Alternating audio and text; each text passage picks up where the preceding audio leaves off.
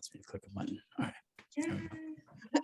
Hello, everybody. Thank you so much for being here. I have such an amazing interview today. I am so excited to share this with you. Thank you so much, Marshall, for joining this conversation. You're Uh, welcome. yeah, I'm very, very excited because today we're going to be talking about something that I find is more and more common. At least it's more spoken about. I'm really curious if it wasn't as common before, which is codependency and healing from narcissistic relationships. So I have an expert here, Marshall Butcher, who is a mentor for people healing from codependency. And I am so, so happy that you said yes to this interview. Thank you so much for being You're here. welcome. Thank you for the chance to contribute and to add to your audience's well-being and happiness and their recovery if they've been impacted by narcissistic abuse, neglect, or they're struggling with codependency where they feel like their well-being, their identity, their value depends on someone else loving them and having a relationship. I'm not lovable if I'm not being loved, that kind of thing. So I'm excited to be able to contribute to their well-being that way. No, it's such a delicate topic. I find that so many, and that is maybe the first question. Is this more common for women identifying people or for men who fall into the codependency trap?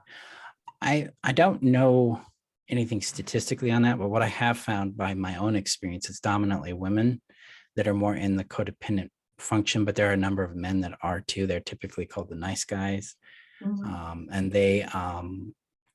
I think that has to deal with how societies structure like gender roles and how relationships are supposed to function and things like that.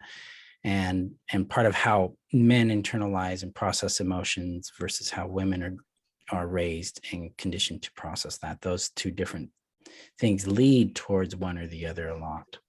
So, because you can look at narcissism or narcissistic or people who are narcissistically abusive, they're coming from a wounded state as well. They were divorced from themselves, but they use a different method of trying to get their needs met through coercion and force and grandiosity and a lack of accountability and empathy.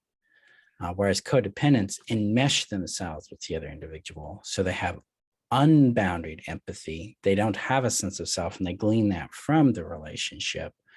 And it's technically codependency is a result from what's called a fawn response in the nervous system. So if a person feels like their well-being is threatened and they're dependent on the person that's threatening them, like a child's dependent on a parent, that person's nervous system will start fawning, which means they'll please and appease the individual. And to do that, the individual in the fawn response has to give up their sense of identity and their sense of boundaries and their sense of self-trust.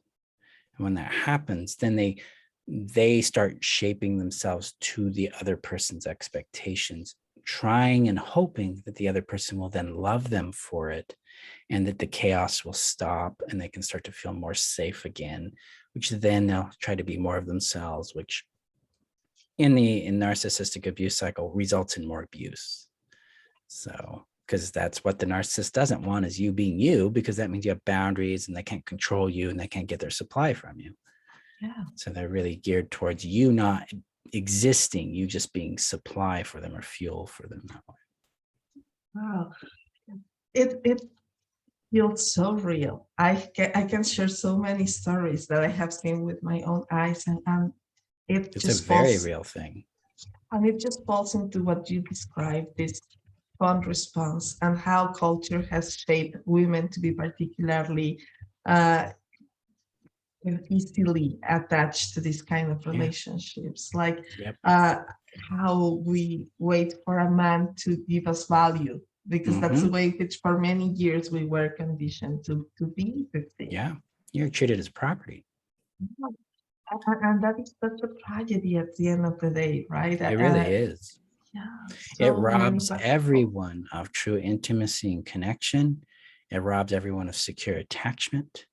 It creates a hierarchy of what I call transactional value, where we're constantly earning, proving, or trying to glean value from someone else's approval, avoiding rejection. We can't really be ourselves because we're constantly in this fear of, well, then nobody will love me, and then I'll be isolated. And then, what happens then?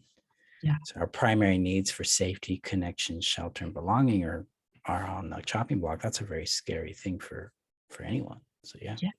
Totally. And I wonder if all codependent relationships are created equal. I wonder if there are levels, because I There, feel like there so can be many friends. codependent relationships between codependents.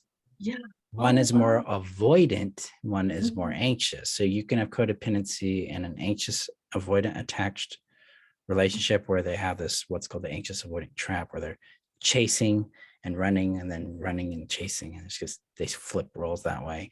Mhm. A psychologist by the name of Ross Rosenberg talks about it as human magnet syndrome, Wow. or flopping like that. And then you have narcissists and codependents, Mhm. and those have different levels. You can have Yeah. people who are narcissistically injured, so they have a low capacity for empathy. They struggle with accountability, but they're not actually Oh. narcissists. So there is a spectrum there as well. And then you have people on the spectrum of codependency where they're really confident in their friend relationships, their business, work relationships, but that romantic relationship gets them, and they get Mhm. pulled into that cycle there, but they're fine over there in another area. So it can be very individual. It can be very different kinds of levels. And it's a fascinating spectrum to me, because I grew up in a narcissistic culture with a father that's narcissistic, stepmother that was rapid cycle bipolar and very emotionally unstable and violent. And those two together just, screwed my world up. My mother was highly codependent. She passed away when I was a child, so there wasn't any place to go for safety. Yeah. So I was basically abandoned by my parents that way. And my response was a hybrid of strong codependency, trying to fix and please, and regulate others. And then when I Mhm. got into my first marriage, I became abusive. I became controlling and dominant and verbally and emotionally abusive. So I went on that narcissistic spectrum. I was empathetic with everyone else, but not with this individual. So I had to work that out on my end.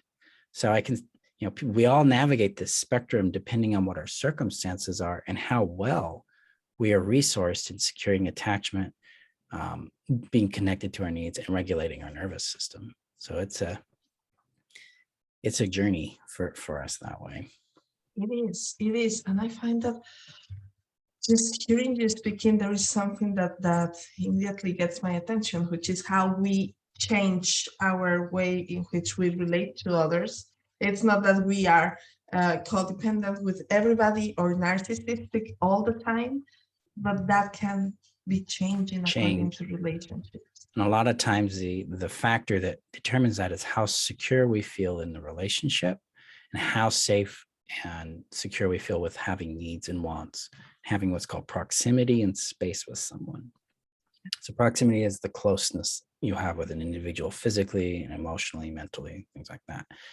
And space is the distance in which you can tolerate that distance with that individual.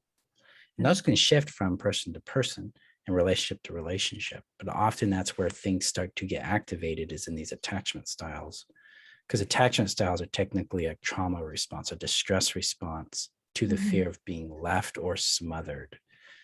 And so that's why, like in my first marriage, I was being chased, and I was like, stop trying to control me. So I tried to control them to regulate myself. And Mhm. then I've been in relationships where I'm trying to control them and get more proximity with them and closeness with them. I was being codependent with them, and they're trying to get away. And Yeah. then you have the real narcissist abuse, where the person has a profound or pronounced lack of empathy. They don't. Everything's a victim for them. I'm a victim of the bill I didn't pay. Mhm. I'm a Yeah. victim that I don't have as much money as that person, or have this thing that, they have this real grandiosity that they're special and should be treated differently. And that comes from my family. I've experienced that through my family of origin. So Yeah. yeah, there's some real it's a dynamic world. There's a lot of spectrum there. That is so important, because I find that it's so common to nowadays call everybody a narcissist, and people is just tossing away the term. Oh yeah, my ex is a narcissist, and I find that dangerous, because it kind of takes away the responsibility of the codependent part, and also the dynamic, right? How as you just described, it doesn't necessarily goes the same way with all relationships. So uh, there are two things that you mentioned that are particularly important uh, for my audience and for people that I actually know closely, which is the grandiose aspect and the pathological narcissistic people, and actually abusive relationships. Yeah. I find that those two things are particularly common, and the grandiose part is so less known, less spoken about. I would really love to know a little bit more. For me personally, it has a lot to do with the patriarchal system that tells kind of this entitlement and this the golden child. But I would love to hear what you have to say about this grandiose aspect. Yeah, grandiosity is driven from entitlement and from what I call narcissistic inflation.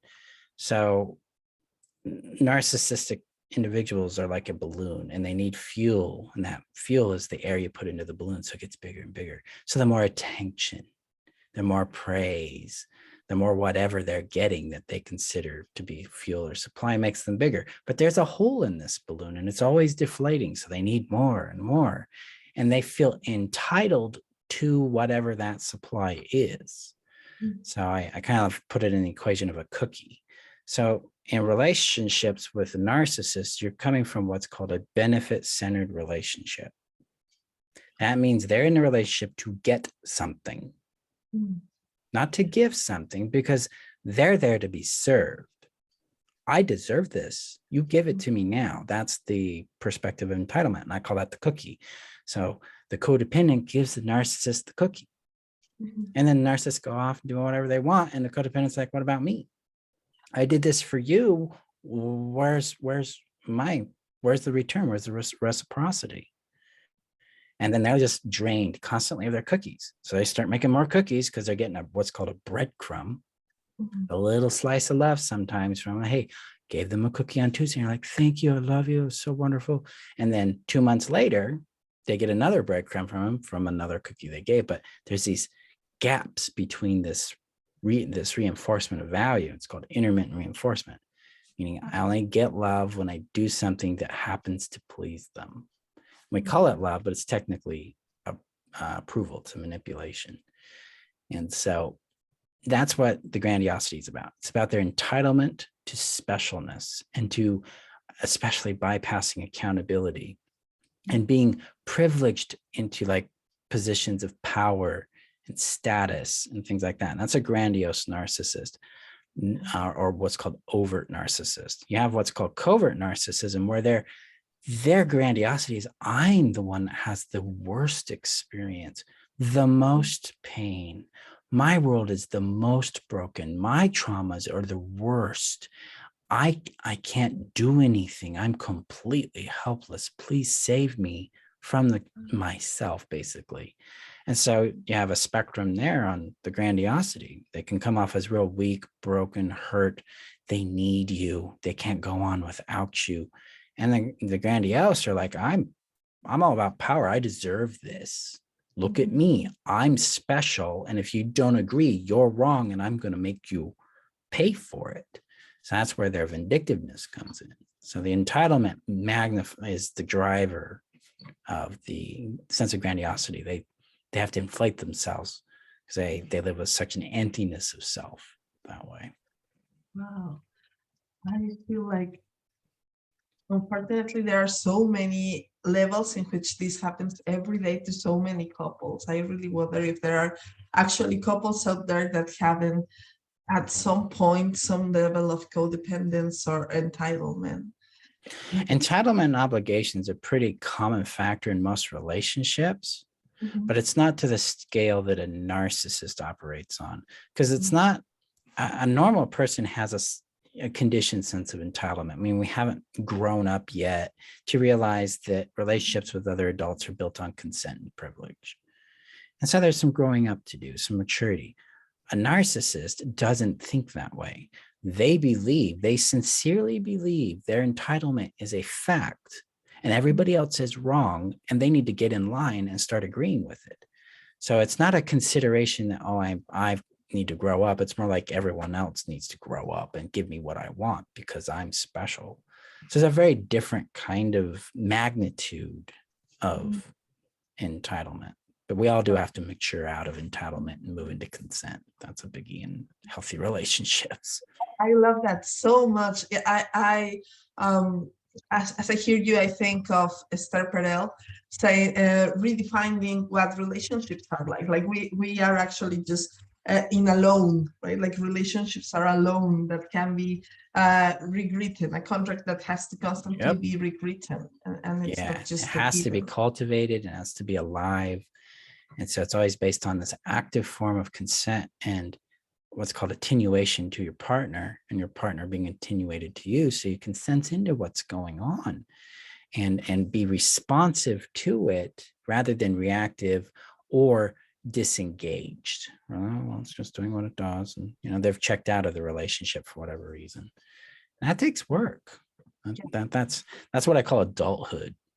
And that's really what my work is about, is helping codependents separate themselves, differentiate themselves from their abuse and from what they've gone through, and start to come back to a sense of self through restoring self-trust and the legitimacy of one's wants, feelings, desires, boundaries, person. So they can literally start knowing themselves. And from that, start to learn how love works towards self so they can live who they are. That's my end of that work, is bringing people back to themselves so they can start learning it and living it. And Oh, from there, you can wonderful. build relationships that function quite well. I've got about 54 marriages under my belt in the last 3 years for clients that have gone from severely narcissistic abuse relationships to solid, healthy, happy marriages with different people. I mean, you can't make a marriage or a relationship work. The other person's not willing to do their work. So they ended those relationships, came to me, and we worked in that direction for them. So Mm. I find that to be so reassuring, because I have seen that people that end up with a narcissist or with a very painful relationship doubt that there is something different out there. They really believe that naturally, it's impossible. yeah, a lot of times with this, the individual has come from a history of lack in healthy friendship, healthy family unit, and have just constantly been trying to find or make a relationship healthy. And they've had so much feedback and experience, it's hard for the brain to go, really, there's healthy relationships out there.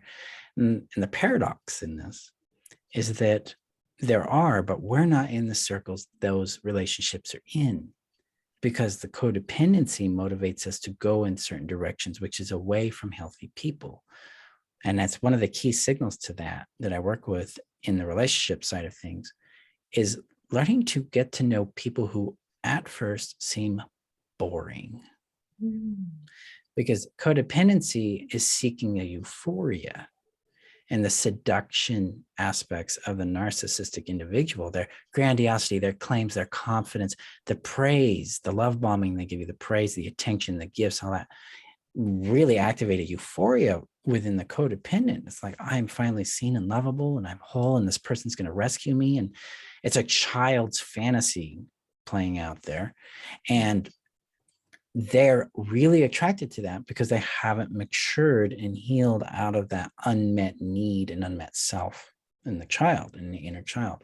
But when they start to grow and heal and get more attenuated to themselves, these, putting quotes, boring people start to become very appealing, because you realize they're safe, they're reliable, they're trustworthy, they're kind, And there's this warmth and this calmness and this affection that emerges that doesn't have all this fear and intensity. You still get passion, but you don't get fear. You don't get this intensity of what's going to happen next. Are they going to drop the ball? Or, oh, they loved me. Okay, I get my high again. And we start to descend back into, distress and despair, and then up and down. We get out of that.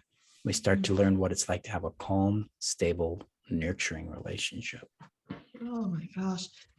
It's so interesting because one of the first things that women learn, I remember listening to my friends in high school, is that good boys are boring. Like this, wanting the bad boy, wanting the bad guy, and then having also the bar very low when it comes to men. That's also something that I have found particularly painful. Saying, okay, he doesn't beat me.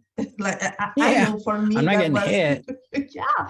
For me that was the thing. It was okay. I want a partner that doesn't beat me, doesn't play around with many women at the same time, doesn't have a gambling or a drug addiction, and that's it. Right. That's it. And then years later, it's like, okay, I think that the bar was particularly low. Too low. Yeah. We learn to tolerate really unhealthy behavior because we don't know. We think that a trusting, safe, healthy relationship is the peak experience, but it's the foundation of a relationship. I call it the 8 relationship bare minimums, and that is they respect your boundaries. They're reliable in respecting their boundaries and taking accountability. They respect your privacy and other people's privacy. They have integrity. They walk their talk and they correct their behaviors. They practice acceptance. They want to understand you. They come with you from a perspective of curiosity, wanting to know who you are. They practice positive, warm regard. So you make a mistake, it's not like, oh, you did that deliberately. You were planning that. No, it's more like, wow, okay, let's talk about this mistake. And, it affected me this way. And then there's empathy and care there. And then the last one is empathy, where they can empathize, have compassion, and care about you and your well-being, their impact on you and others. And then that's all reinforced again through their reliability and accountability and their integrity. That's the foundation of a healthy relationship. That's what we look for when we get to know people's. How do they show up this way through patterns of behavior, not their pretty words. Words are not to be trusted. The behaviors tell the truth, especially patterns of behavior. So through the dating process, I teach people how to date so they can see these signals through a variety of experiences and conditions so they can make an effective choice there. Oh my gosh. Oh.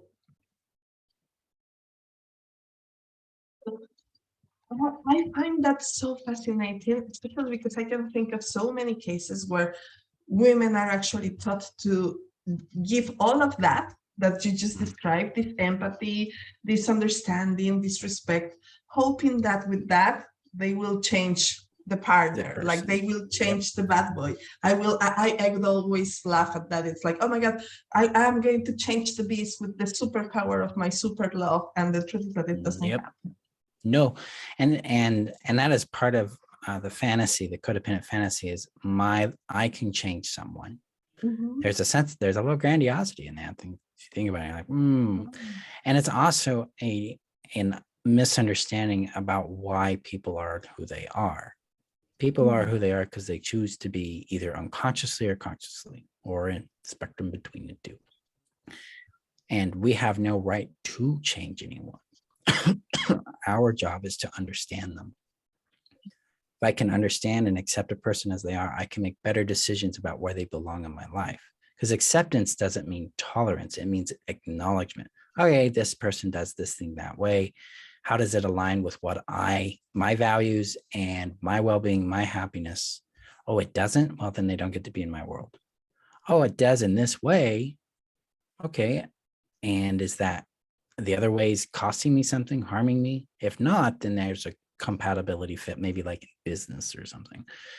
But generally in romantic relationships, what people are doing is they're following their feelings.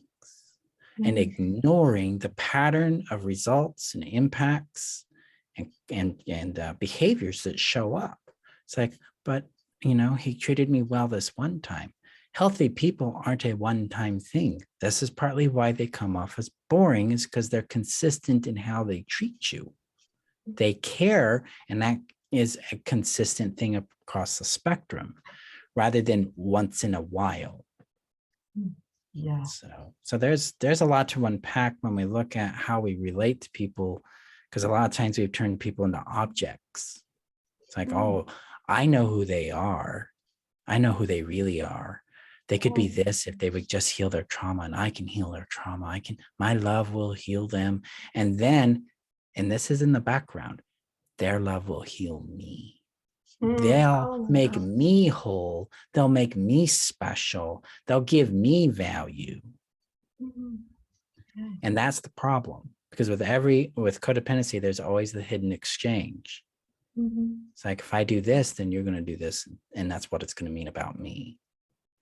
And we have to break that and take ownership of our value, our identity, our choices and actions, and our needs and wants, and then learn how to detect people who value those things by their nature, the way they show up, and then build relationship with individuals like that, rather than trying to change people, which is not something we have our power to do, and we have no right to do either. Yeah. Oh my gosh. But I wish I could just take this recording and go to myself like 20 years ago. You and me both. Yeah, It saved both of us a lot of pain and time and energy. Absolutely. exactly. Oh my gosh. Really, I am a closeted former healing codependent. I recognize that I haven't spoken openly about it, but I know that my relationship was based on the codependency, in which I was like, oh my God, I'm going to help him, and yeah, Yeah. to get love in Yep. exchange and value. Value. And that's one of the key elements is codependency, because it's a child level attachment response to trauma. And for children, their value is defined by their parent. It's what's called externally oriented.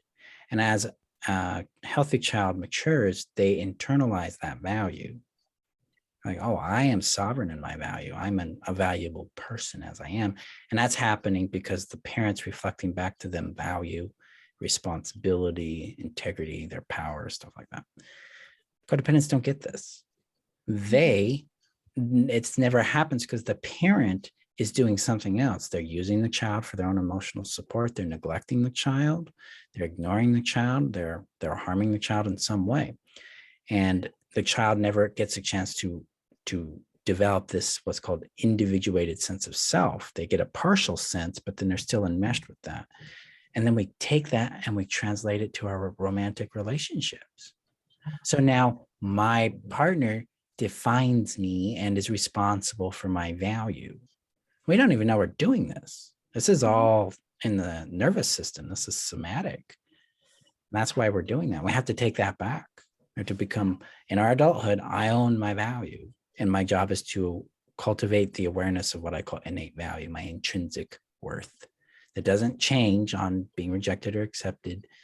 It doesn't change on what I do or don't do, have or be. It's here, and I need to learn to tune into it and live from it.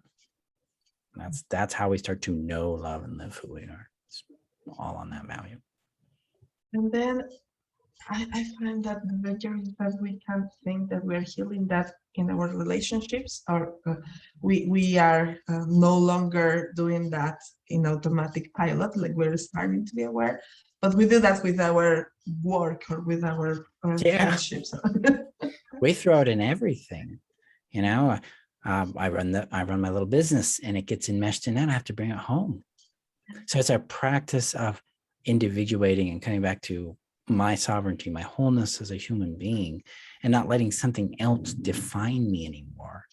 I get to know me and be sovereign despite what I do, be, or have for any other purpose. And that is a practice. It is a practice. It also helps us build interdependence with healthy things.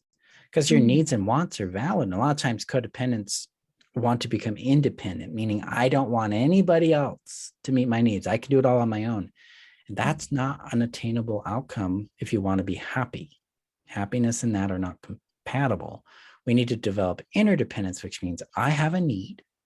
And then I can go and identify healthy people who want to contribute to my need.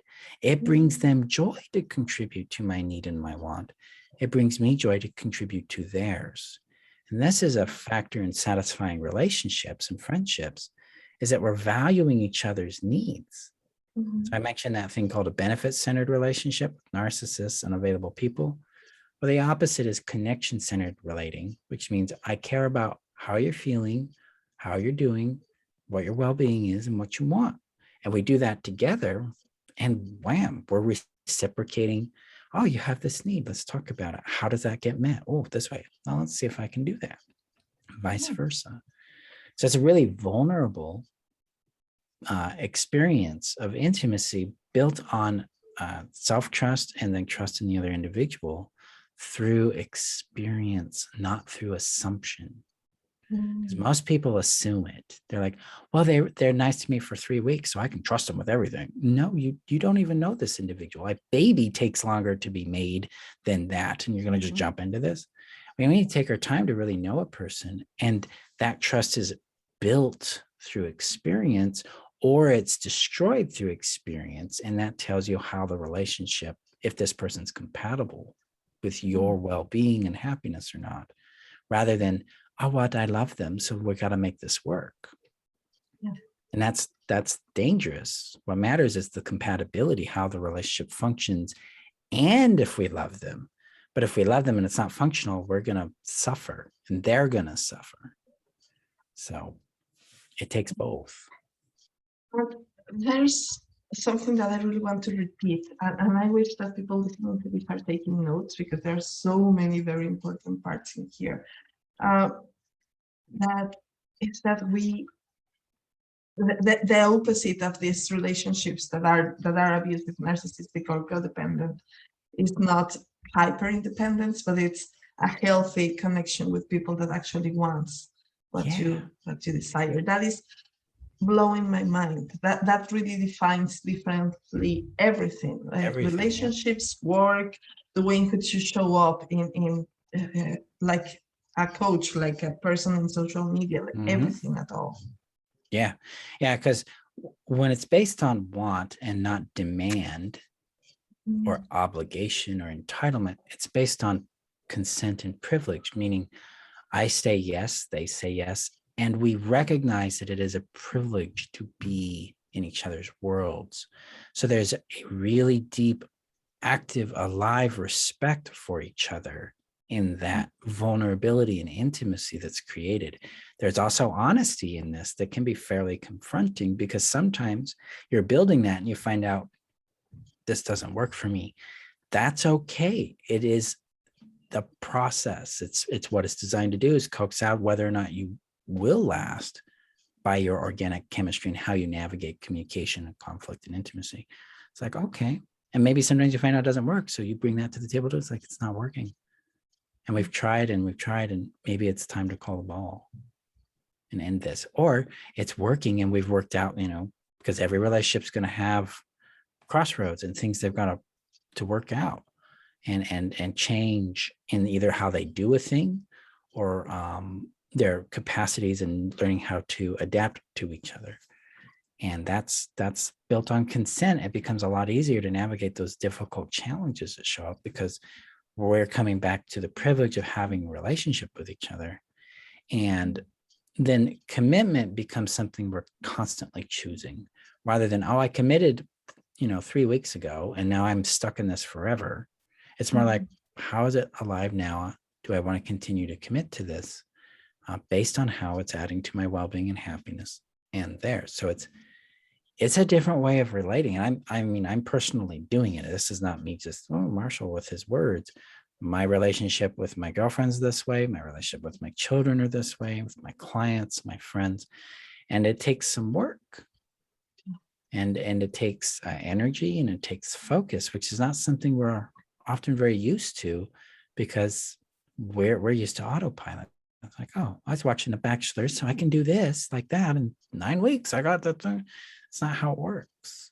Oh, It okay. takes an active participation that's mindful of the relationship and you and the other people involved. It goes back to this part that you mentioned that I love so much. That is like that the healthy relationship is not the goal, but the foundation. Correct. That, so The peak it takes experience work. is whatever you choose it is for you two. That's the cool part. Like for me and my girlfriend, it's about play and discovery and doing some adventure, supporting each other in our mutual desires and our individual desires. That's really fulfilling for us. So that's what we're constantly working for. So we don't have conflict around this foundation of proper communication or having integrity or respecting boundaries. We're not having, I mean, we have conflict at times, but it's not about those things. It's about something up here. And it's usually about timing or resources. Like, do I have capacity for this? Is this the right time for it? What do we need to plan? And it's not a fight. It's not like, rah. It's more like we have to come to terms that there's a timing and we got to accept that this is what it'll be when it will be. And that can be disappointing, but that's life. That's okay. We're still going to get there. But, child brains, my inner child's like, but no. I'm like, well, maybe in a year. But in that is a lot of satisfaction and warmth and this trust that we care about each other's well-being first. So we can be held and seen. We've dealt with some very challenging things and from our past that were interfering at times. And that took that delicacy and that respect and trust there. So it is a work, but it's a different kind of work because I don't feel drained in it. I in this relationship feel fulfilled and happy, and I don't have this wondering in the back of my mind if they love me. I'm not waiting for the next shoe to drop. I'm not trying to get something from them. I know if I would like something with her, I just ask. Just turn my desires into ask. I'm like, hey, you want to spend time or do this? Well, she does it with me all the time too. So we're not like having expectations like, why didn't you do that? I wanted you to do that and you should have known. It's more like, I just ask for it and we do it or, whatever. So it's a really different dynamic. It's significantly simpler than my previous relationships and a lot more oriented towards just getting to know each other, building that love and that connection and that intimacy. Because we've been doing this for like 14 months now. So it's still a little new on that spectrum, but it's been extremely consistent that way. And that's a big deal. So it is. And again, it's so reassuring. I find that we should all start creating, normalizing the conversation about what a normal, healing and safe relationship could look like, because I find really that so many women stay in unfulfilling relationships because they don't really think that it gets any better than that.